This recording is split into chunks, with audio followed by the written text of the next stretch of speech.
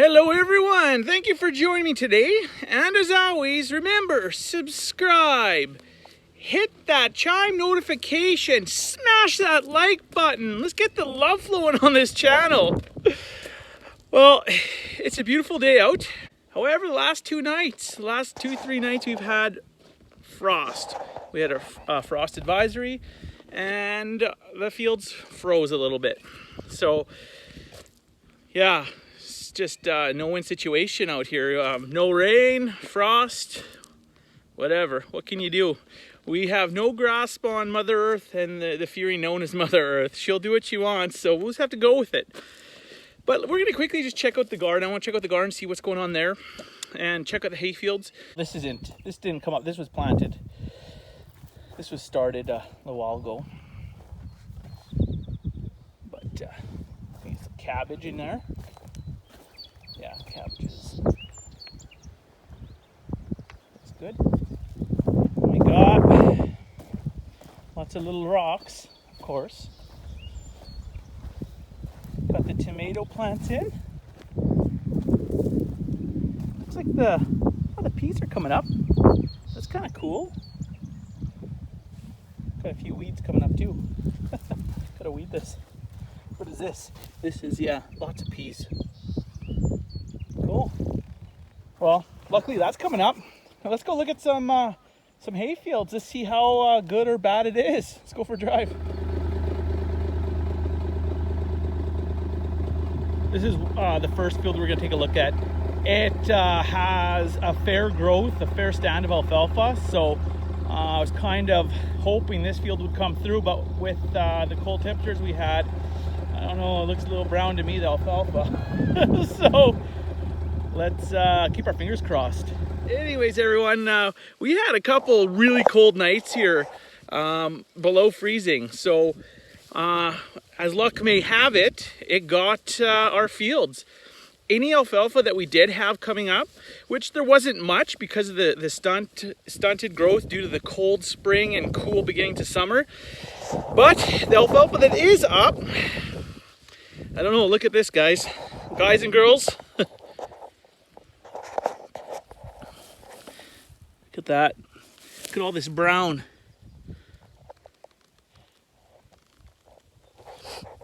This alfalfa is buckling, froze, going brown. I don't know. We really need a rain. We haven't even had a sufficient rain here yet. So this was one of the better looking fields that we had. Don't mind the dandelions. But there was quite a bit of alfalfa in here, and I don't know, it's really taken a beating. I don't know, this is starting to turn out like last year, maybe worse if this frost, depends how deep it went. So I think the temperature did get to about minus 4, minus 5 maybe at night, and there was no wind. It cleared out, so it froze good. Well, we're gonna go check some of our other crops here. The grasses are still doing okay, but I've been trying to get fertilizer on for the last month. We haven't had a rain in probably 2 months here. We've had just a drizzle. So I wanted to put urea phos on, and you know, man, it's just not working in our favor again. I hope this isn't the 3rd year in a row we're gonna have to fight through this. Now, we just checked out the south side of that field, with a little bit of alfalfa in it. Now, this is the north side, and funny as it is, the north side doesn't look as affected by the frost as the south side. Almost has the same same type of situation for bush and everything. So I don't know why this wasn't as affected, but you can still see it's brown. You know, there's brown on the leaves. But yeah. Grasses are doing okay. They're quite sparse though. And I would, man, it's almost too late to put fertilizer on. So I guess everything, whatever they got last year, and that wasn't great because we only had one little rain. So we only got a little bit of fertilizer on last year. And most of it probably dissolved because there was only, I don't even know how much rain we got. not even a quarter inch. It was just a drizzle. So I don't know. We're gonna be praying for that big rain to come. If we had about 2 inches of rain, I think it would turn this around. I guess we got another couple weeks, so let's hope that the rains do hit us, because another year out here for most of us in farming. I don't know. There's going to be a lot of guys hurting, us included. You know, with the amount of ground we have to cover just to get hay for most of the winter. Even at that, it'll be, I don't know, pretty darn close in terms of bales to head of cattle, because we carried all those replacements. So if there's no hay, there's not going to be a market for replacement heifers. So we wouldn't really want to sell them off if we don't want to give away a bred heifer. But, you know, if there's a market, we're going to sell maybe a few bred heifers, depending on what the prices are. But yeah, it's all a big chess game these last few years. Nothing's been like it normally is. So, oh well, let's go check out the other fields. Well, here we are. We're at field number 2. This field we put in, I guess it would be not last year, year before, so 2 years ago. And last year we had a big insurance claim on it. Alfalfa didn't shoot up. Just due to the drought, nothing came up at all. Here we got the grasses coming up, but once again, it's not thick or anything, so I don't know. So let's take a look at this. This is just grasses. This will produce some, you know,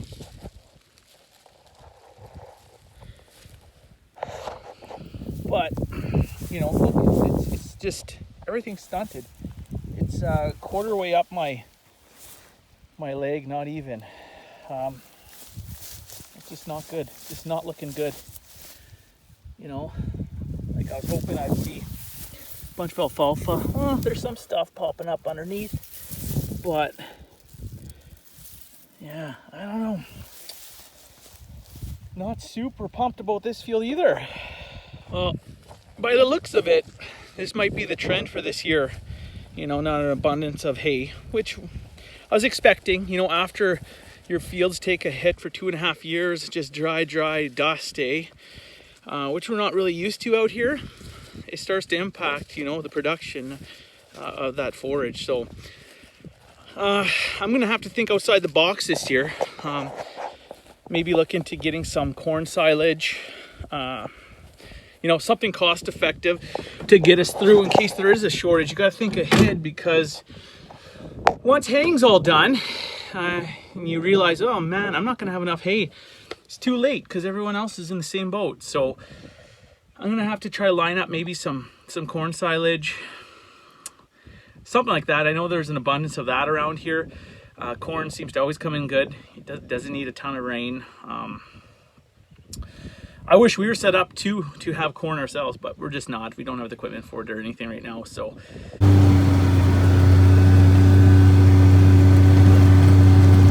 Tell you one thing, if rocks were worth money, we'd be very wealthy. Those are all rock piles.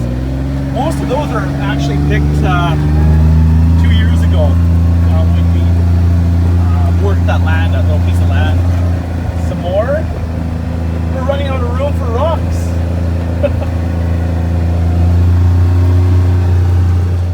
Well, I come out to the replacement heifers we have out here on our young cattle pasture, and I check on them daily.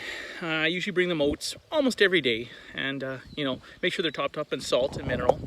But yeah, here's a little peek at what they look like.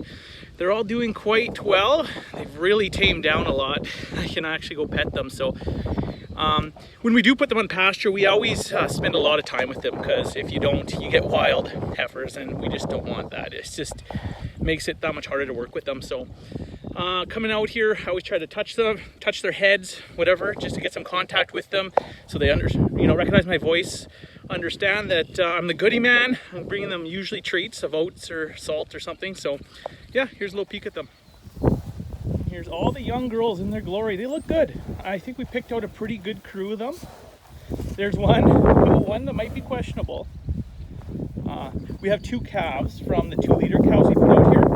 The 2 calves are, yeah, they're older cows, a little skinnier, but they're really tame. So That's why we put them out there. They really keep the heifers nice and tame. So, yeah, and that's one of them. She's got a big calf on her, so. Hello, ladies. Hello, ladies. Hello, my friends. Hello. You guys liking the pasture life? I betcha. So, yeah, they seem to be doing pretty good, so I'm quite happy with the outcome this far.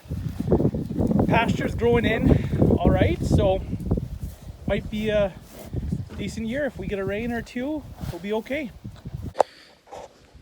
So with the 20 replacement heifers that we put out here, and the 2-liter cows and 2 calves and 1 bull, we also have 3 heifers that we pulled out that weren't quite as nice as these guys. They're a little bit more squirmy, not as tame. So what we did is we put them with I think we have 12 girls back home. So we put them with those older cows and a couple calves to tame down and fatten up. And we're probably going to end up putting them in the freezer. Those 3 heifers once they get big enough. So that's kind of the plan.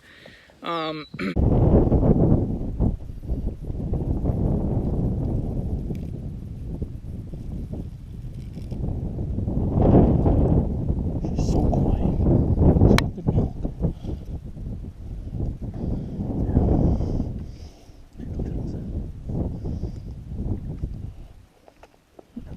Yeah, he's gonna do okay.